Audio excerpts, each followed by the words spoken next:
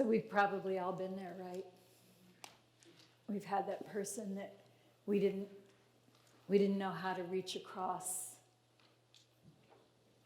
and preserve the love that was there in the beginning. Sometimes it's even ourselves. We don't know how to reach to ourselves and love ourselves, either because we've done something that we find unforgivable, or we just can't find the value in ourselves. In the season for nonviolence, we're exploring how is it that we are violent in relationships. And it's easy to see violence, well, certainly in physical form, but it's easy to see violence when it is verbal. And we're saying these terrible things to people, or they're being said to us. And when we're attacked, what do? We counterattack. We defend ourselves, and we're both screaming. Some of us have been in that place many times, but not all of us, because that's not the only way of expressing violence. The other way is to shut down. It's still a war tactic. We get in our trenches, our foxholes of the mind and the heart, and we refuse to connect with the person because we're scared. But so is the person that's attacking or defending. That's all fear. Fear is the root of violence. Sometimes what happens is we are in denial. Somebody's asking something of us or trying to tell us something, and we're denying. No, that's not true. We're not letting it in and considering. And that is a form of violence.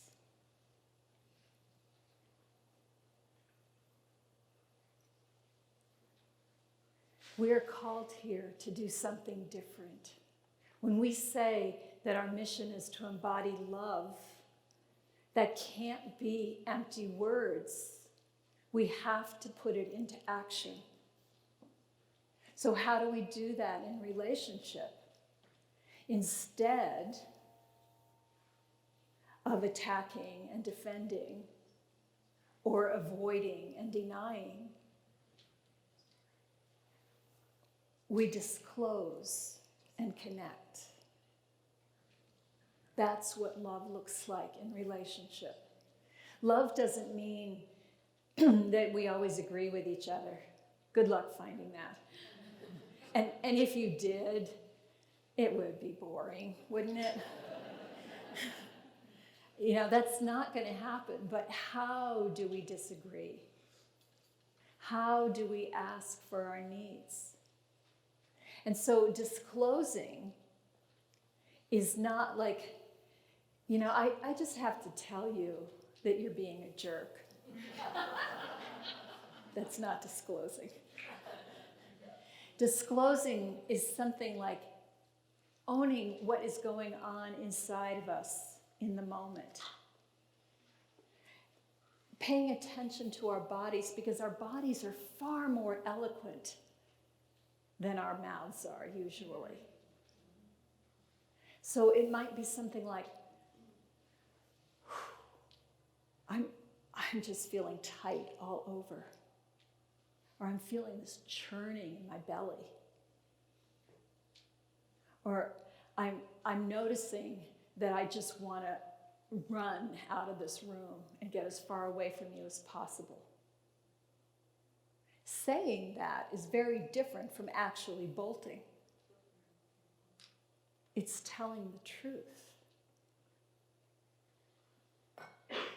This is a skill that takes immense courage, because fear is running the show at the moment. I was talking with somebody in the break between the services, and she was talking about a parenting book about whole brains, and she said there's like the upstairs brain and the downstairs brain. And the upstairs brain, which is not developed in your children, if you're parents of young children, it is where the thought processes are and reason. And you can think about something from another person's point of view. And then the downstairs brain is the primitive one, where I'm scared and I'm going to react. And the thing is that you don't hit that magic age of 7 and then move permanently into your upstairs brain. You might have noticed that. So if you're in your downstairs brain, fear is running the show, and you have to have a practice that will come to your aid in that moment that you can rely on. And that practice is to disclose what is going on. The beautiful thing that I like about referring to what's going on in your physical body is that when you're in your downstairs brain, words often fail, but you might be able to grab onto a sensation and just describe the sensation, even though you don't yet know why is that sensation. With the sensations, as you pay attention to it, you'll learn your own personal vocabulary.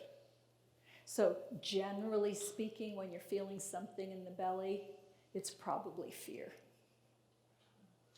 Generally, when you're feeling something here, it's probably sadness.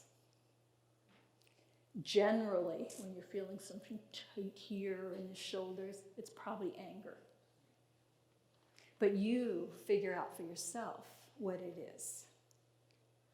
There's lots of words for emotions, but if you keep it down to mad, sad, glad, and scared, it's easy to remember.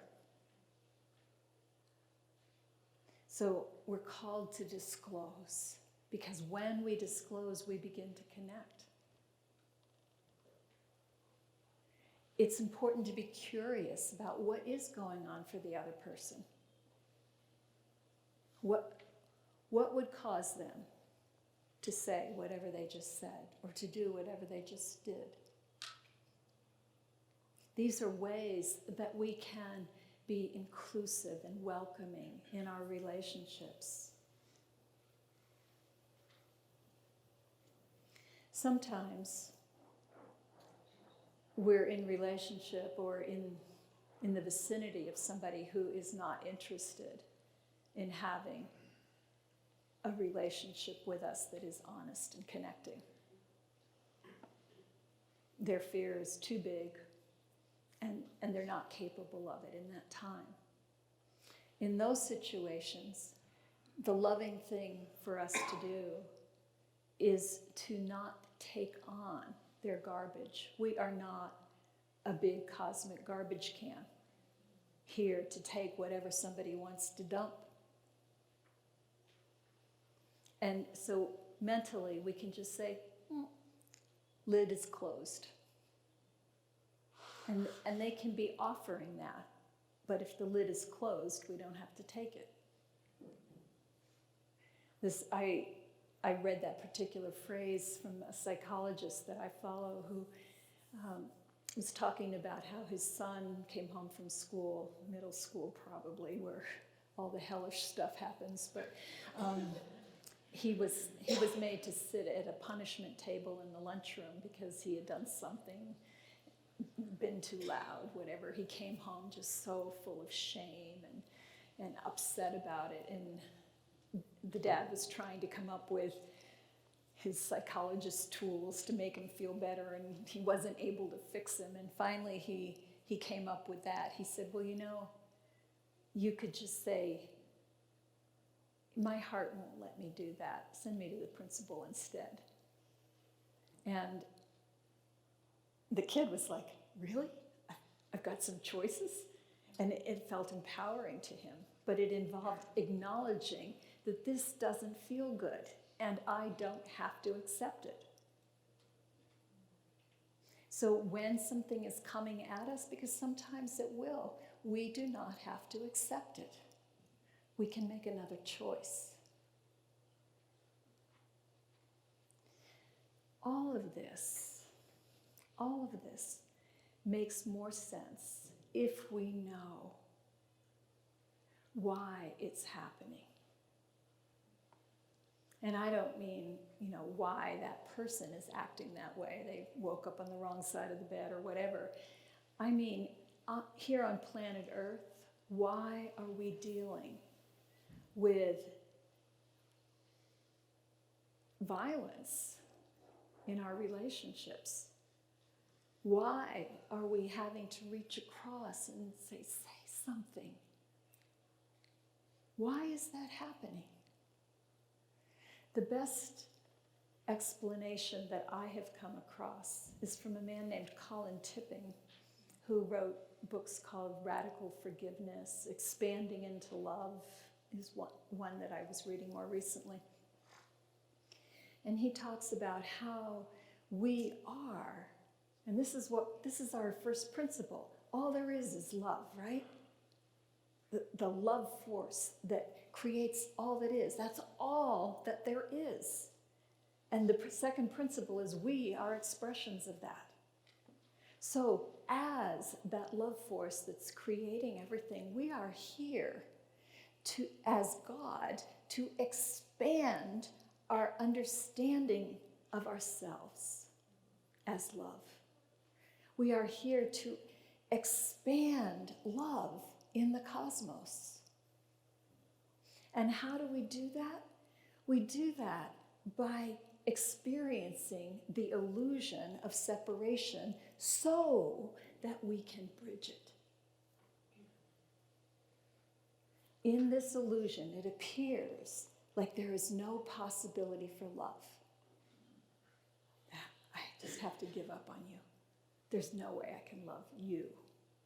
There's no way I can love this.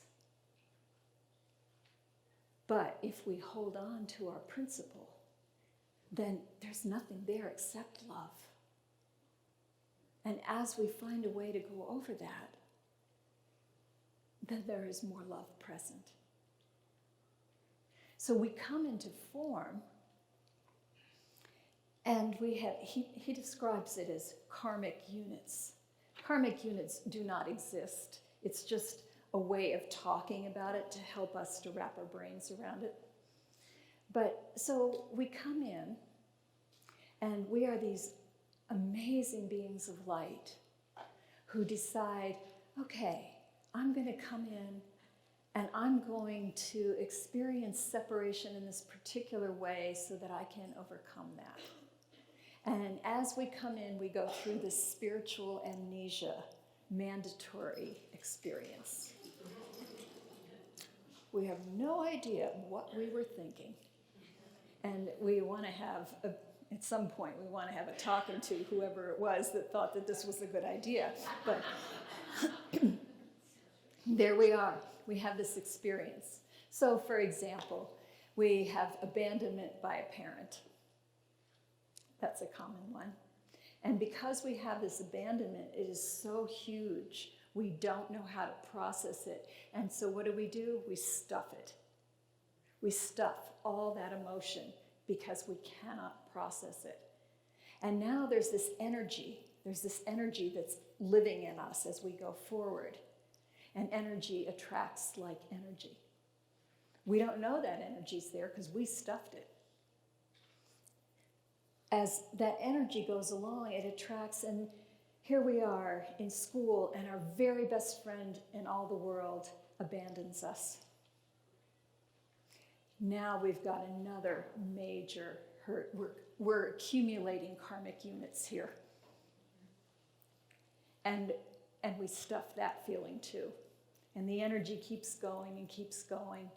And maybe, the boyfriend dumps us, or we get married and now we get divorced, and it just keeps on going. Has anybody else noticed a pattern in the things that happen in your life? And you're telling yourself, again? I thought I'd been through this already. How many times do I have to go to therapy? Whatever it is, there's a pattern, but at some point we hit the wall. At some point, we cannot keep doing what we've been doing, and we begin to face it and unpack it. And we become available for the love that we are to spill out from us, to bridge that gap between where we are and what we think cannot be loved. Even if what we think cannot be loved is right here in the mirror. Does that make sense? That's what we're here doing. So when we have someone in our lives that appears unlovable, who is mean to us, whatever it is, whether it's somebody that we're married to, somebody that we work for, just the cranky old clerk in the grocery store, wherever we come across that, that is our opportunity to embody love. That doesn't mean allowing the person to do something mean to us. We can close the lid, but it's a call for our heart to open up and just let that flow, that love flow.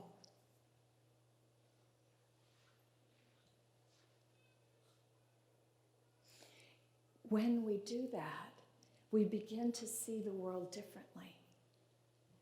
Instead of having a list of all these people that did us wrong, we see that all of these people set the stage for us to be more loving. That it really happened for our good, not for our comfort. Definitely not for our comfort, but for our good. And at the end of the day, as we look back, we realize that we are more of who we came here to be, which is love. And so it has all been for our good. So let's do our best, especially in this season of nonviolence, to be the love that we came here to be. To close the lid when we need to disclose and connect as our preferred way of interacting with those we care about. And if each one of us does that, and we as a community are all focused on that, think of what a force we create for good.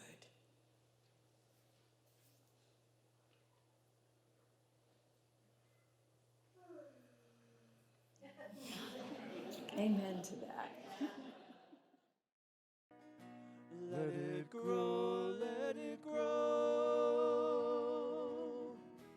Let it blossom,